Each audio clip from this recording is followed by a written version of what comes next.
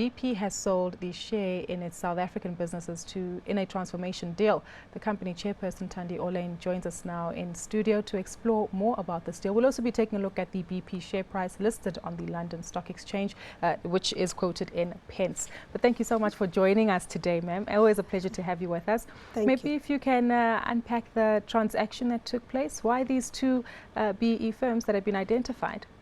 Okay, the deal itself has been in the making for some time. As you will know, we've had a relationship with MIC and WDB, which is over 10 years old. MIC being the Mine Workers Investment Corporation. Mine Workers Investment Corporation, and WDB, which is a broad-based company that is concentrating on women development. And in that process, we agreed as parties for mutually agreed decisions or agreements that they would exit. We went through the process and ended up with the partners that we have.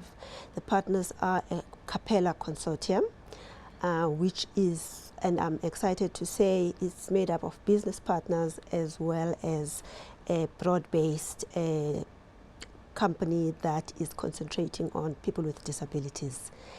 And those two make up the 20% plus one, and the 5% is made up of an education trust that we have set up based on our own transformation needs around education and the need of the country.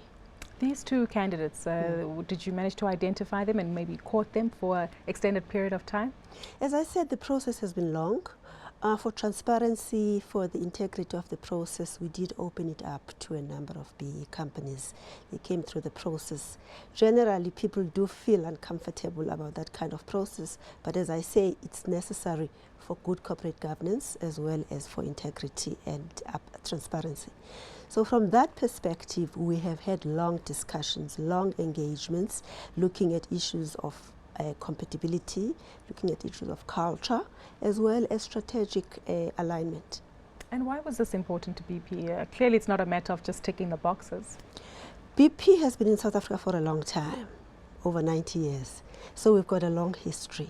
We believe post-1994, and our record shows that we would like to be part of the journey of transformation, journey of change in South Africa. And our other statistics show that, and I can share that with your listeners and your viewers. So from that perspective as BP, we had to, not because we want to tick the boxes, but because we want to be good corporate citizens and see the development of South Africa into the future. Maybe speaking to the numbers that you said you were able to quote, are there figures perhaps that show the progress that BP's managed to make? If I just start on employment equity, I mean, as a sizable and significant company in South Africa, we boast more than 58% black people, more than 40% women, and in our executive teams, is similarly 57% women, more than 26%, rather more than 55% women at executive level. So we're quite proud of that. And on the skills development side, we've got a program with a Wits University where we've set aside 105 million rands over the next 6 years. And we've already spent 15 million of that in 2014. And the results show themselves in terms of the students who are coming through from our high school program to our graduate program and to the employment pool that we are having of people with a scientific and engineering background.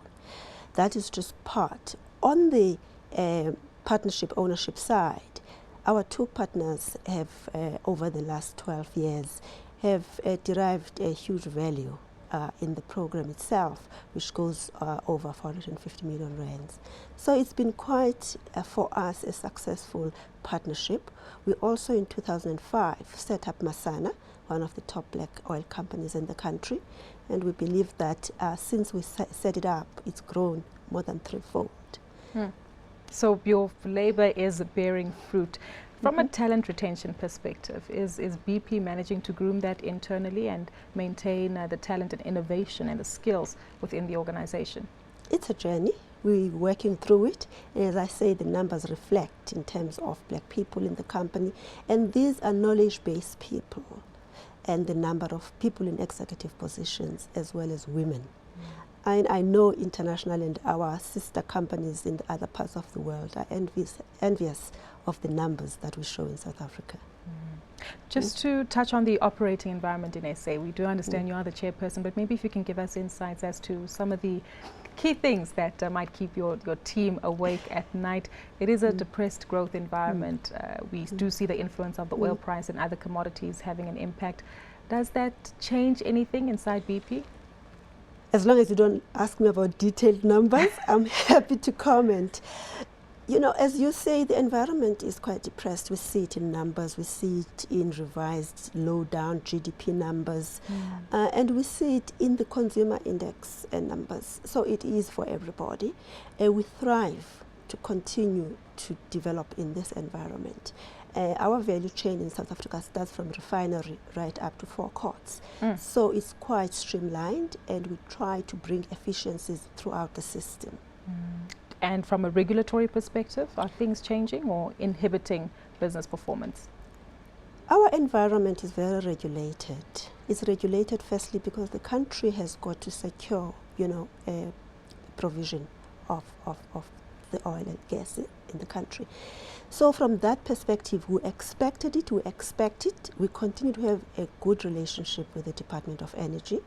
And in that way, we are able to anticipate any regulatory changes. We are able to work with the department's officials from the ministry to the officials to make sure that we can service the country in the best way we can. Has that open relationship been fruitful? Our relationships have been very fruitful. I've been with BP for the last almost 4 years. I've had 3 ministers, and I must say all 3 ministers have been very open to us. I have very good relationships with them. Even before we announced the deal, we had taken the present minister through it. She was very happy with it. So I'm confident when I say our relationship with government is in a good space. And from an investment perspective, are your hands tied together perhaps when you try to go out and seek new opportunities? And I say this in a long about way, trying to allude to the MPRDA. Right. Last year in 2013, we announced a 5 billion rand expansion program as BP, which includes South Africa and Mozambique. The bulk of it being in South Africa, more than 4.5 billion rands. Clearly, we have to navigate a lot of things. As you know, a Fuels 2 program has been stopped, and we're waiting to get results around that. It does give some constraints to us, but you know, you have to operate within the parameters that you have. And the potential that's represented by these investments that you're willing to make, surely it means that there's a positive growth story on the other side.